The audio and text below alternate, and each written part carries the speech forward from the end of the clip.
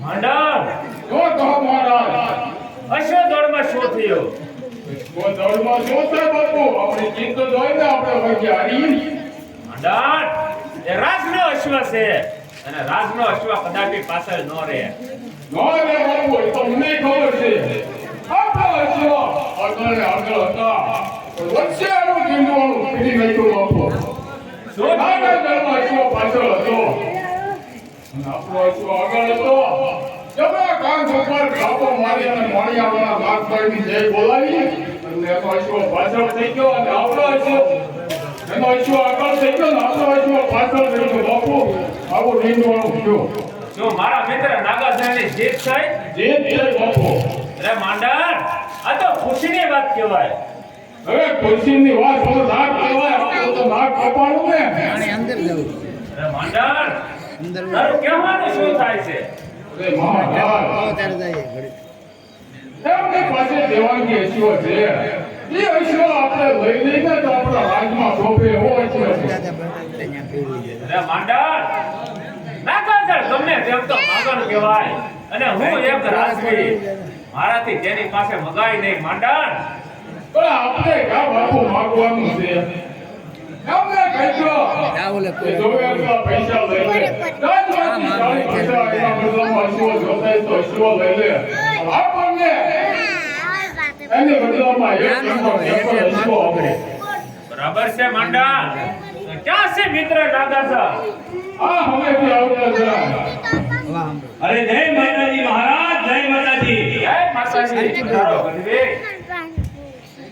ઘડી રાજની અંદર તમારી અશ્વદળની હરીફાઈમાં જીત થઈ છે હા એટલે રાજ તરફથી તમને 5 ગામ અને સોનાની મોટ વાળી તલવાર આપવામાં આવી છે વાહ રાજા વાહ મિત્રતાના નાતે 900 વાદળનો ધણી એક વેણ માંગે છે અરે મિત્રતાના નાતે જો વેણ માંગતા હોય ને તો માગવાનું ન હોય માગી લો એટલે આપેલું હોય તો સાંભળો ગઢવી તમારી પાસે જે કેકડ નામનો અશ્વ છે તે રાજમાં શોભે તેવો છે માટે રાજને આપો મહારાજ એ તો કદાપી નહીં કરે મારા કેકડ નામનો અશ્વ હું નહીં આપું અરે ગઢવી કેકડના બદલામાં 5 અશ્વ લઈ લ્યો તો કેકડ મને આપો નહીં મહારાજ પાંચ નહીં પસા આપો કોઈ પણ મારા કેકડ નામનો અશ્વ હું તમને નહીં આપું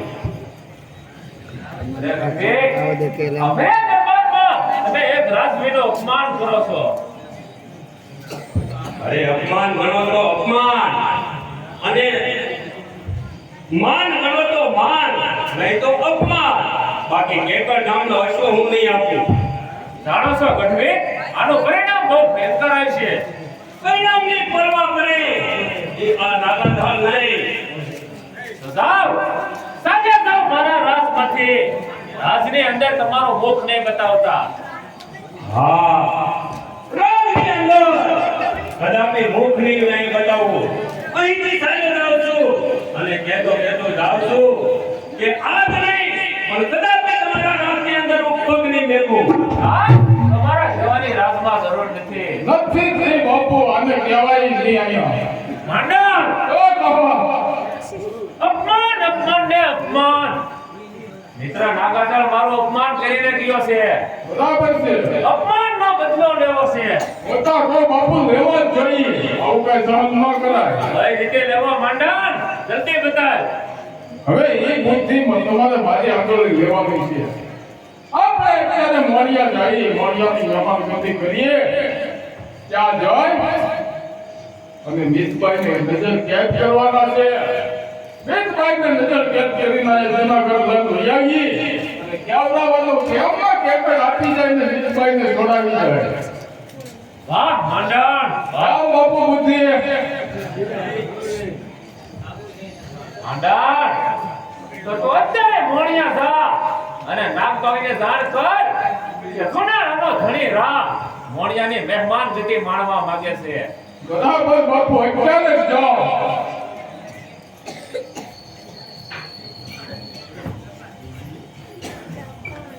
બધા જાતી હેડા જવાનું જળ લઈ જાય ને હોય ને